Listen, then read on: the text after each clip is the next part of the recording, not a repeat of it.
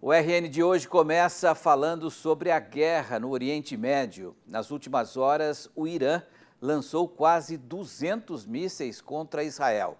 A ação seria uma resposta aos bombardeios recentes de Israel a Beirute, no Líbano, que mataram os líderes dos grupos terroristas Hezbollah e Hamas, além de centenas de civis. O governo de Netanyahu declarou que o Irã pagará um preço elevado pelos ataques. Israel fechou o espaço aéreo e todos os aeroportos deixaram de funcionar. O presidente americano Joe Biden orientou as Forças Armadas dos Estados Unidos a ajudar na defesa de Israel. Já o secretário-geral da ONU, Antônio Guterres, condenou a ampliação do conflito e disse que isso precisa acabar. O aumento da tensão no Oriente Médio fez o preço do petróleo disparar, com o barril tipo Brent registrar uma alta de 5% já nas primeiras horas após os ataques. E para entender os impactos do aumento da tensão do conflito no Oriente Médio, nós convidamos o professor em geopolítica, João Alfredo Niegrai. João, tudo bem? Boa noite, obrigado pela participação. Boa noite, Petrinho. Boa noite muito especial aos espectadores. Pois é, eu queria saber qual que é a sua expectativa, né, após esse ato, né, de ataque do Irã, que estava até então fora, né, desse conflito de guerra e que agora certamente aumenta a tensão. Quais serão os próximos passos, na sua opinião? João, boa noite mais uma vez. Bom, o Irã já havia feito um ataque em abril, que tinha sido muito mais simbólico do que um ataque em termos com potencial militar, e agora a gente tem uma paz que está cada vez mais distante. O que nós estamos presenciando hoje é, sem dúvida alguma, um momento de tensão mais elevada no Oriente Médio, em pelo menos 18 anos, desde a segunda intifada em 2006. E aí a gente tem agora a promessa de Israel de retaliar o ataque iraniano naquilo que eu venho chamando de mais uma volta numa crescente espiral de ódio que vem se estendendo há quase um ano.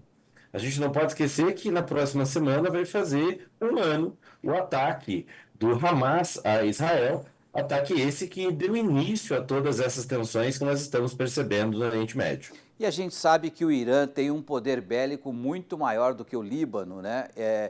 Inclusive com possibilidade de utilização de armas atômicas.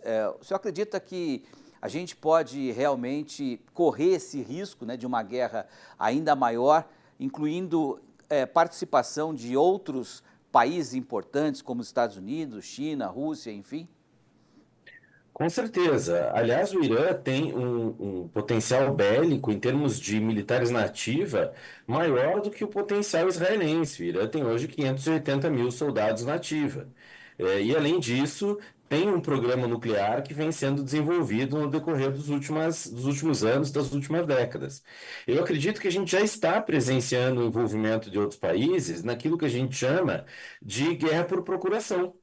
Enquanto a gente tem de um lado um Irã apoiado fortemente pela Rússia e um grande aliado da Coreia do Norte, a gente tem do outro um Israel que é super apoiado pelos Estados Unidos, não apenas em termos de envio de armas, mas também do apoio estadunidense a Israel no Conselho de Segurança.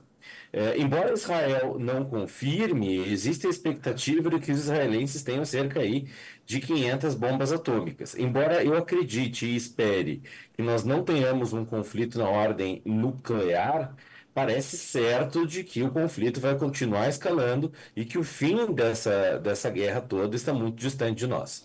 Em relação a essa elevação dos preços internacionais do petróleo, a tendência também é de alta em função de a gente estar falando de uma região, né, muito rica, né, na produção de petróleo?